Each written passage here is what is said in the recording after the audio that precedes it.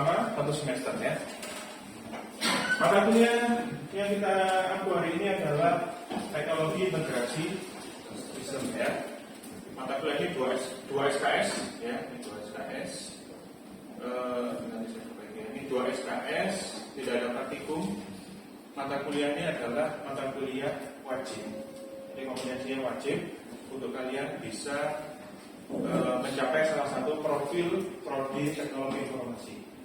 Ada yang tahu profilnya apa yang terkait dengan ini? Apa? Pengembang aplikasi berbasis layanan. Salah satunya itu ya. Jadi nanti kalian setelah mengikuti mata kuliah ini diharapkan bisa meraih salah satu kompetensi yang ada di program studi teknologi informasi, yaitu pengembang aplikasi berbasis layanan. Tahu pengembang aplikasi berbasis layanan seperti apa? Apa kaitannya dengan teknologi integrasi sistem?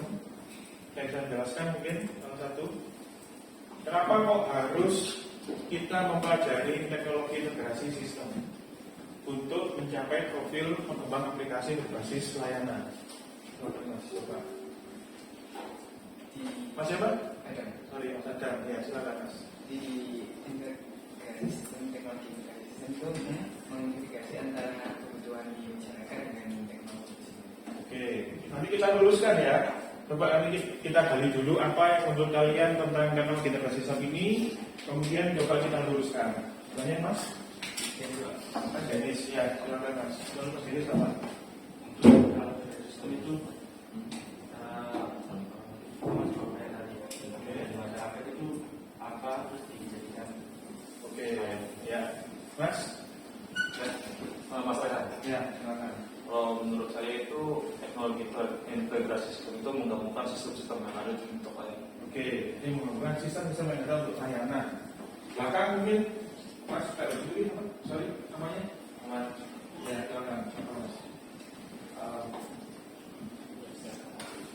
Kita perlu belajar teknologi integrasi sistem itu biar bisa paham peran integrasi sistem dalam proses digitalisasi. Oke. Sekarang kita coba lihat deskripsi dulu ya. Membahas mata kuliah ini akan memberikan pemahaman tentang konsep, teknik, dan teknologi yang digunakan dalam proses integrasi sistem. Oke ya. Nah, kata kuncinya ini integrasi sistem. Ya, integrasi sistem. Kemudian, nah ini CPMK-nya, capaian menjalankan mata kuliah. Jadi setelah mempelajari mata kuliah ini, kalian bisa apa gitu ya? Yang pertama, memahami konsep pengembangan sistem berbasis servis atau berbasis layanan. Ada kata kuncinya menggabungkan atau mengintegrasikan sistem. Berarti ada lebih dari satu sistem, gitu ya? Ada lebih dari satu sistem. Kenapa kok lebih dari satu sistem? Bisa jadi ada karakteristik yang berbeda, gitu ya? Kenapa kok perlu digabungkan? Ingin kita ciptakan sebuah servis atau layanan yang baru, gitu ya. Ada 2 karakteristik sistem yang berbeda, kita coba gabungkan. Kemudian ini kita coba menghadirkan sebuah layanan yang baru. Contoh sederhana mungkin yang sering Anda gunakan, gitu ya. Ada layanan e-commerce, ada layanan pembayaran secara digital. Kemudian ada layanan kurir, dijadikan satu platform namanya Tokopedia, benar nggak? Nah, itu adalah salah satu contoh teknologi integrasi, ya, di mana ada banyak sistem yang terlibat. Kemudian kita menghadirkan satu layanan yang baru, ya. Kenapa kok dijadikan satu layanan baru? Tentunya memberikan kemudahan, gitu ya. Kita berupaya memberikan kemudahan terhadap customer atau pengguna, gitu ya. Nah, kemudian yang kedua, memahami pemetaan data dan metadata. Nah, kenapa data jadi penting? Karena integrasi ini yang kita tahu adalah data, bukan teknologinya. Nah, ini ya, yang kita tahu dari sistem-sistem yang memiliki karakteristik yang berbeda tadi, itu yang kita tahu adalah datanya. Contoh dari data e-commerce, tahunya apa? Ada jumlah yang dibeli, harganya berapa, gitu ya. Dari sistem fintech, dari sistem keuangan, kita bayar pakai apapun, gitu ya. Yang kita tahu apa? Tagihannya berapa, dibayar pakai apa, kan gitu ya. Kemudian di kurir juga begitu. Taunya apa? Alamat pengiriman dan berang. Yang diketahui kan adalah data ya. Maka bagaimana kita menstandarkan data itu menjadi penting. Ya, memahami pemetaan data dan metadata. Kemudian memahami analisis dan desain web service. Ya, bagaimana kita mendesain web service. Kemudian memahami service composition menggunakan REST. Ini sudah masuk ke teknisnya ya. Kemudian memahami konsep keamanan integrasi. Bagaimana kita menjamin keamanan di dalam mengintegrasikan data tadi. Kemudian ini ada sub CPMK-nya, yaitu yang pertama memahami dasar teknologi berbasis service, konsep SOA atau Service Orientation Architecture. Kemudian memahami pemetaan data integrasi, memahami protokol integrasi, konsep XML, ESD, BTD, Expect. Kemudian memahami web service berbasis SOAP, WSDL, DDI. Dan memahami REST dan komposisi REST, memahami konsep keamanan integrasi. Ini ya yang kita bahas, mulai dari konsep, teori sampai prakteknya. Ya, itu kita bahas selama 1 semester 12 pertemuan. Dan apa saja pertemuannya? Ini semua ada di RPS. Ini saya sampaikan ya. Yang pertama, kita akan membahas tentang pengantar teknologi integrasi sistem, pengenalan aplikasi berbasis layanan, konsep dasar kebutuhan sistem yang bekerja secara bersama-sama tadi ya. Integrasi sistem itu bagaimana untuk mendukung proses bisnis organisasi. Masing-masing pertemuan, ya nanti kita desain begini ya. Masing-masing pertemuan itu selalu akan ada evaluasinya. Evaluasinya bagaimana? Ada pre-test dan post-test. Ya terhadap materi yang pokoknya ada kaitan dengan ceramah, diskusi, ada pre-test dan post-test. Semua melalui e-link ya. Kemudian berikutnya ada SOA dan monolitik versus SOA. Kemudian ada pemetaan data, metadata XML. Minggu keempat ada pengertian fungsi protokol informasi pada komputer, protokol apa yang bisa digunakan. Kemudian ada komponen XML, SLT, XSD, SQL. Ya, ini teknik-teknik yang digunakan untuk mengintegrasikan data, gitu ya, menstandarkan data. Nah, kemudian ini ya, pemetaan materinya mulai dari L1, L2, L3, L4, L5, L6 itu kita pelajari sebelum UTS ya. Artinya nanti materi UTS ya, materi UTS itu hanya sampai di sini. Protokol SOAP ya. Ini sudah bisa di-download di e-link juga, tapi nanti mungkin ada perbaikan terkait jumlah SKS-nya ya. Kemudian baru setelah itu L6, L7, L8 ini digunakan untuk UAS gitu ya. Seperti itu. Nah, ini untuk RPS. Mungkin ada pertanyaan dulu tentang RPS-nya. Jadi rencana kita untuk 1 semester yang kita pelajari itu, kita mungkin memang akan melakukan penyesuaian. Mungkin nanti ada materi-materi dari guest lecture ya, dari dosen tamu. Nanti saya akan undang dari industri juga terkait. Silakan dicek juga di sini materi sudah saya siapkan semua ya. Insya Allah sudah siap semua materinya, tinggal nanti tugasnya pun juga sudah. Ya, pembelajaran kita blended ya. Ada mungkin nanti yang kalian belajar secara asinkronus, ada juga kita belajar diskusi juga, gitu ya. Diskusi tentang sebuah topik. Tetap kita gunakan e-link, gitu ya. Penilaian semua melalui e-link, ya. Semua melalui sehingga nanti saya bisa update langsung nilainya dari e-link. UTS pun dari sini juga ya. Jadi UTS nanti kita lakukan di kelas, ya, sesuai dengan jadwal masing-masing. Nah, ini nanti ada IoT ya, pengenalan IoT dan cloud. Sudah ada videonya. Kemudian tugas akhir. Tugas akhirnya adalah kalian bekerja kelompok membuat sebuah perangkat IoT dengan kebutuhan sebagai berikut. perangkat DIY menggunakan Raspberry, Arduino atau Node MCU atau perangkat embedded lainnya bebas. Ini saya tidak memberikan ketentuan ya. Silakan explore sendiri. Contohnya ada di video di bawah ini. Ya, sederhana boleh. Kalian mau perangkatnya beli boleh, nggak ada masalah. Proyeknya bebas, silakan dieksplor. Mau bikin apapun terserah. Ada sensor gerak. Kemarin ya kakak kalian ada bikin sensor parkir otomatis gitu ya. Jadi kalau ada mobil dia buka, nggak ada mobil atau yang pakai EKTP dia buka gerbangnya itu ada ya. Dia nanti akan kalian akan mengenal namanya sensor dan aktuator. Sensor itu untuk menangkap kondisi di environment ya. Misalkan pada saat sensor itu dicek dengan KTP, EKTP, atau pada saat suhunya dingin, atau pada saat menerima sinar matahari gitu ya. Nah itu apa yang terjadi sensornya, kemudian aktuatornya adalah penggerak. Apa yang mau digerakkan atau apa yang mau di-actionkan, bisa membuka menutup. Buat bentuk tipe produknya tidak perlu bersumber yang digunakan fungsional. Yang penting fungsional Anda tahu bagaimana caranya. Kemudian setiap kelompok memposting topik sesuai judul diajukan. Jadi bentuknya ini adalah forum ya. Nanti Anda silakan membuat satu topik di sini setiap kelompok. Ya, satu discussion topik di sini ya. Satu kelompok misalkan kelompok A membuat sensor parkir otomatis. Dibuat topiknya nanti dibahas di situ. Pembahasannya adalah progress report ya. Ini progress reportnya apa dibahas, kalian buat video diskusinya, buat video brainstormingnya itu boleh sebagai nilai, gitu ya, sebagai penilaian setiap progresnya.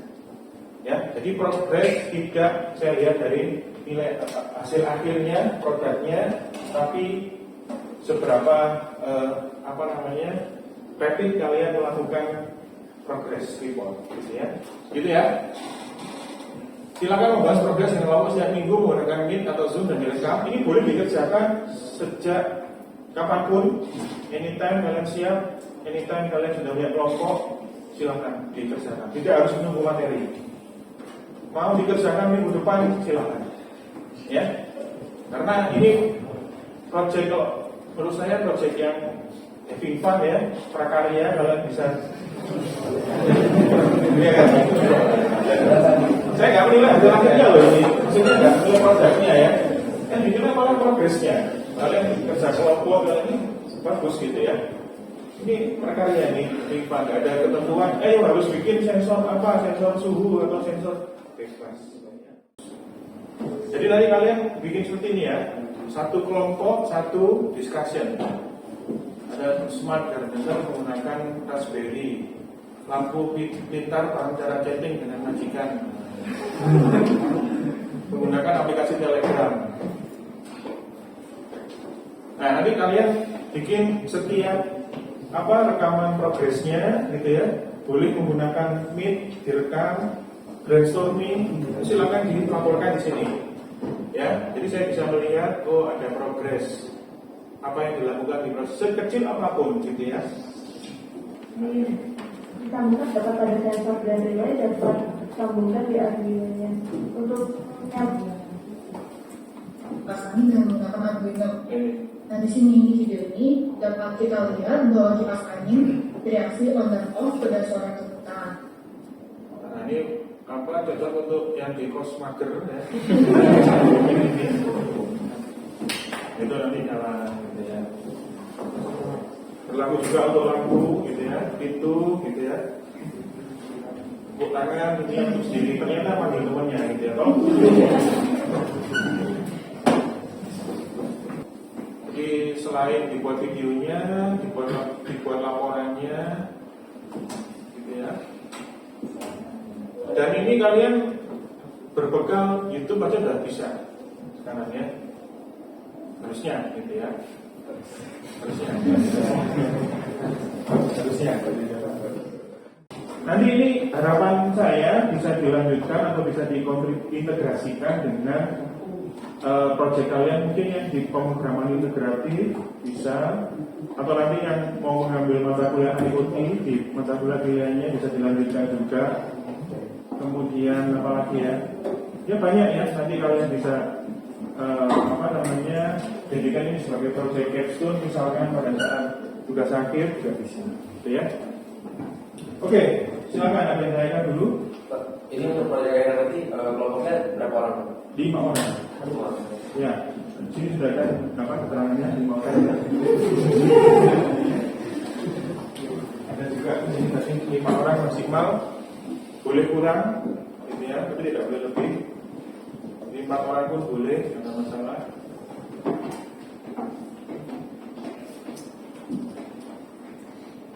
Ya, itu silakan tanyakan lagi tentang rencana kita perkuliahan selama 1 semester. Tidak ada ya? Oke, baik, kalau tidak ada, hari ini kita coba sekian dulu. Bismillahirrahmanirrahim. Assalamualaikum warahmatullahi wabarakatuh. Kita lanjutkan ya untuk materi hari ini terkait pengenalan Service Oriented Architecture atau disingkat SOA, begitu ya. Mana kita mengenalan tentang konsep dan terminologinya dulu, gitu ya.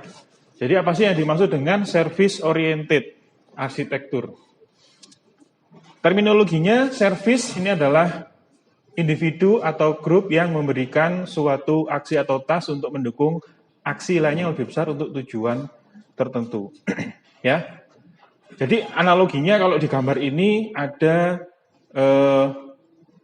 sebuah perusahaan atau ekspedisi gitu ya, ekspedisi. Di dalam ekspedisi itu ada bagian-bagiannya sendiri. Ada yang bekerja sebagai kurir yang mengantar, ada yang bekerja sebagai kurir pick up, ada yang bekerja sebagai administrator, mengentry data gitu ya, loket.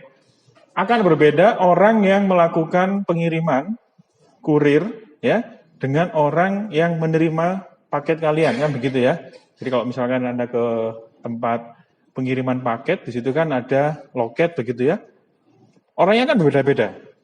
Nah, dalam service, dalam terminologi service ini adalah ya spesifikasi tadi itu ya.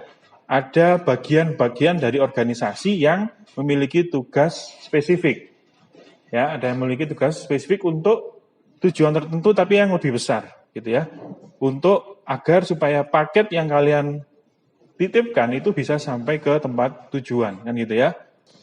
Nah, bagaimana mengimplementasikannya? Implementasi teknologi yang paling digunakan adalah 2 ini, ada SOAP atau SOAP atau Simple Object Access Protocol Based Web Service. Ini ada teknologinya ya.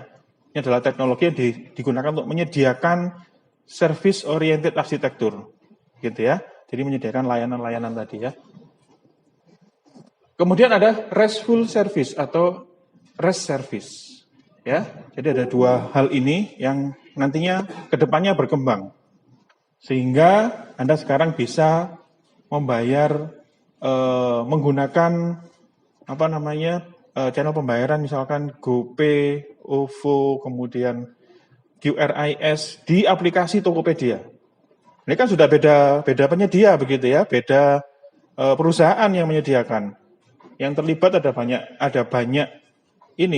banyak perusahaan, ada banyak entitas, organisasi. Tokopedia sendiri sebagai platform, bagaimana dia bisa mengakses, saya tolong tagihkan ke pelanggan saya atas nama X sejumlah sekian melalui Bank Mandiri. Nah itu kan berarti ada komunikasi ya. Bank Mandiri menyediakan tools atau menyediakan service ke Tokopedia untuk meng-create pembayaran dan juga untuk menerima pembayaran. Kan begitu ya, pada saat customer sudah membayar, dia akan menginformasikan kembali. Nah ini kan tugasnya spesifik ya, dari Tokopedia ke Bank Mandiri dan sebaliknya. Ini contoh ya. Atau dari Tokopedia ke GoPay dan sebaliknya. Ini kan ada tugas spesifik atau task spesifik, yaitu kita sebut dengan service. Ya, nah itu terminologi service di situ. Jadi ada task spesifik, bukan kalau Anda melihat sebuah aplikasi ini kan besar ya. Aplikasi Siam begitu ya, aplikasi Tokopedia ini kan besar. Proses bisnisnya lengkap.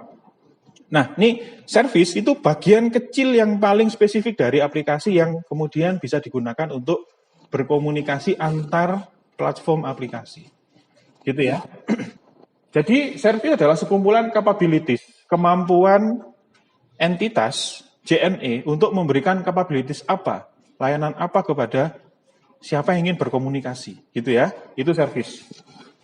Sebuah service dapat terdiri dari application programming interface atau API yang terdiri dari kumpulan set fungsi yang dapat diakses oleh service consumer.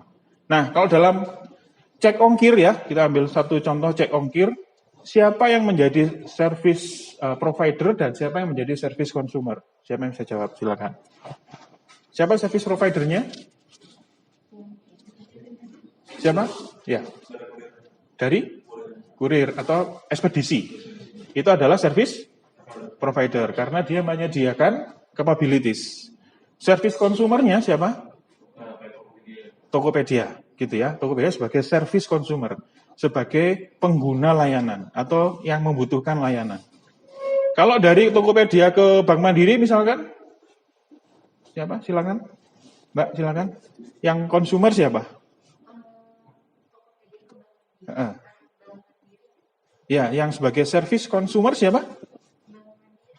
Konsumernya Bank Mandiri? Ini Tokopedia. Dalam kaitannya untuk meng-create tagihan ya. Meng-create tagihan ya. Tokopedia sebagai consumer. Kembali ya, sebagai consumer. Bank Mandiri sebagai provider. Ya, penyedia layanan. Siapapun yang bisa menyediakan capabilities atau service, ya, yang menyediakan layanan itu adalah service provider. Yang menggunakan layanan itu adalah service consumer, gitu ya. Nah, sebuah service sendiri bisa menjadi service consumer dari service yang lain. Jadi bisa saling sebuah service bisa menggunakan service yang lain, gitu ya. Karena sifatnya tadi granular, gitu ya. Sangat detail, sangat independen. Saya hanya cek ongkir berdasarkan titik awal dan titik kirim, kemudian bobotnya berapa, ongkirnya berapa. Sudah itu aja. Yang diselesaikan dalam satu capabilities itu adalah sesuatu yang biasanya simple. Ya, biasanya simple dan tidak perlu proses bisnisnya panjang, gitu ya. Itu ya. Dan dipilih, setelah dipilih kemudian disimpan. Bagaimana menyimpan? Kemudian bagaimana setelah disimpan kelas yang Anda pilih itu masuk di dalam KRS. Kan gitu ya. Tahapan itu kan sebenarnya kompleks.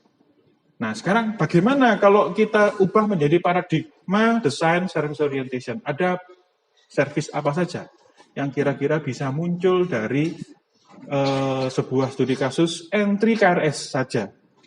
Silakan. Ada yang punya usul service apa yang bisa muncul?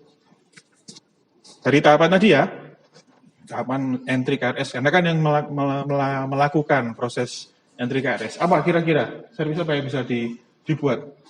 Silakan, Mbak. Tambah mata kuliah. Nah, cari mata kuliah berdasarkan kode. Itu dulu ya, service ya. Hasilnya apa? Jadwal mata kuliah ada kelasnya gitu ya. Kelas A, B, C, D kalau tersedia lebih dari satu kelas. Oke, satu service. Service apa lagi? Untuk entry KRS ya. Itu kan spesifik ya. Ada service atau ada capabilities, cari jadwal mata kuliah. Itu jadi satu service. Dan itu bisa digunakan oleh aplikasi apapun. Misalkan di versi web, di versi mobile, di versi apa gitu kan. Itu bisa digunakan sebagai service. Apalagi dari proses entry KRS, silakan, Mas. Ya. Oke, cek kuota, benar ya. Cek kuota berdasarkan kode kelas, ya, berdasarkan kode kelas. Tadi ada berdasarkan kode mata kuliah, ini sekarang berdasarkan kelas, kode kelas. Karena yang ingin kita ketahui adalah kuota satu kelas sudah terpenuhi atau belum, masih ada sisa atau tidak. Inputnya apa? Kode kelas ya. Outputnya yang kita dapatkan dari service itu apa? Kuota. kuota dan sisanya gitu ya. Kuotanya 40, sisanya 3, kan gitu ya. Sudah selesai sampai di situ. Itu satu servis. Oke, kita bisa gunakan kapanpun, dimanapun. Setelah cek jadwal, kita pilih kelasnya, kemudian kita cek kuotanya, kan bisa ya. Ada 2 servis. Apalagi servis yang lain, Mas, silakan. Berdasarkan hari boleh. Misalkan apa inputnya? Coba. Kode mata kuliah, harinya.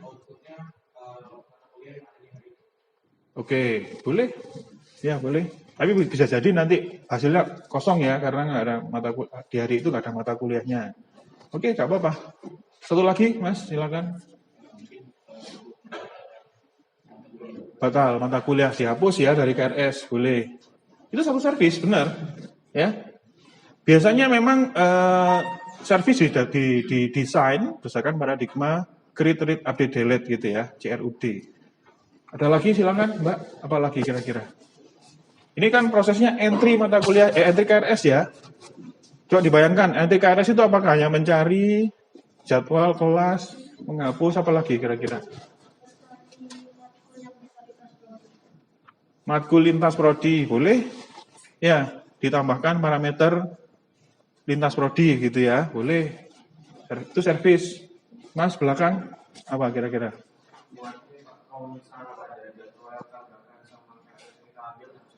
Oke, jadi cek apa namanya bentrok ya. Kalau di Siakat namanya cek bentrok jadwal. Kita sudah punya daftar mata kuliah, kemudian kita pilih salah satu kelas, itu akan ada informasi apabila itu bentrok jadwalnya gitu ya. Apa inputnya, Mas? Kira-kira?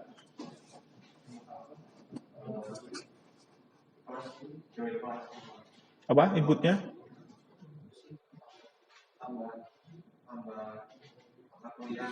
Oke. Silakan terus. Oke. Nanti mungkin Anda coba menyusun cara berpikirnya sebuah servis ya. Cara berpikir sebuah servis itu dibuat sesederhana mungkin. Apa input dan apa outputnya. Kalau ingin mengecek sebuah jadwal yang bentrok berdasarkan mata kuliah sudah diambil, inputnya apa? Inputnya cukup NIM, benar nggak? Dari NIM itu kan kita tahu mata kuliah sudah diambil dan jadwalnya kapan saja, gitu ya. Kemudian kita input yang kedua yang setelah NIM adalah kode mata kuliah, kode kelas yang kita ingin ambil, ya, kode kelas yang kita ingin ambil. Di situ kan ada jadwalnya. Dari situ kita matchingkan, kan gitu kan? Di servis sudah di-matchingkan. Sederhana gitu ya. Outputnya apa? Outputnya adalah bentrok atau tidak bentrok. Sudah selesai, gitu ya. Jangan dipikir secara kompleks. Prosesnya boleh kompleks, tapi input dan outputnya harus sesederhana mungkin. Gitu ya. Karena itu nanti akan di-reuse atau digunakan kembali di tahapan-tahapan yang lebih tadi ya. Hal-hal yang kecil ini untuk menyelesaikan masalah yang lebih besar. Gitu ya. Untuk menyelesaikan entry KRS tadi. Ada lagi satu punya usul, silakan. Apa? Servis yang bisa diambil. Silakan, Pak. Pindah kelas, boleh. Ya. Ya, silakan. Print KRS boleh, itu juga satu servis. Ya. Validasi, betul. Sederhana ya, simple, kecil, tapi itu satu proses besar nanti. Digunakan untuk menyusun satu proses. Bisa dipahami ya? Oke, mungkin sampai di sini ada yang ditanyakan dulu. Bagaimana digabungkan atau dilingkan antara studi kasus kita tadi dengan prinsip dari servis. Silakan, ada yang tanyakan dulu. Ya, silakan. Oke. Paradigma desain yang dibingungkan adalah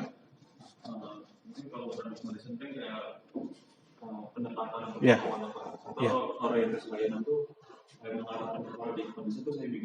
Oke. Jadi begini, paradigma desain ini adalah pendekatan untuk melakukan perancangan. Jadi gini, untuk menyelesaikan entry KRS tadi, pilihannya kan kita bisa memilih membuat satu aplikasi yang lengkap, besar, mulai semua ada fitur di situ. Kemudian pilihan yang kedua, kita memecah-mecah menjadi service oriented tadi. Itu pilihan aja. Pilihan kita mendesain sebuah solusi dari entry KRS tadi bagaimana? Gitu. Kita kalau yang dilakukan sekarang atau yang ada di SIAM sekarang itu kan semua diselesaikan melalui satu aplikasi SIAM itu ya. Entry KRS kan tidak ada jalan yang lain selain SIAM kan begitu ya. Dan itu dibuat satu aplikasi yang besar kompleks untuk menyelesaikan entry KRS. Bisa jadi entry KRS itu diselesaikan atau dibuat solusinya dengan menggunakan pendekatan service oriented, yaitu dengan memecah-mecah tadi. Ya, memecah-mecah service tadi. Kemudian bagaimana proses entry KRS-nya? Ya, itu dikomposisi. Jadi untuk entry KRS bisa menggunakan mobile apps misalkan seperti itu. Artinya apa? Service-service tadi digunakan di mobile apps. Gitu. Jadi ini adalah paradigma itu adalah cara menyelesaikan atau cara pendekatan yang kita gunakan untuk menyelesaikan masalah. Gitu. Jadi ada pilihan yaitu membuat aplikasi secara kompleks atau membuat service oriented arsitektur atau SOA. Gitu ya. Nah, Tokopedia itu sudah mengarah ke sana gitu ya, sudah paradigma desainnya adalah paradigma desain service oriented gitu ya. Otomatis karena dia bisa digunakan berkomunikasi dengan pihak ketiga gitu ya. Kalau SIAM ini masih belum karena dia digunakan oleh dia sendiri gitu ya. Nah, nanti mungkin kita bisa cari contoh yang lain, studi kasus apa ya sudah menggunakan service oriented, mana yang belum gitu ya. Gitu Mas. Sudah cukup jelas? Ya. Oke, terima kasih. Ada yang lain? Silakan. Tentang service oriented.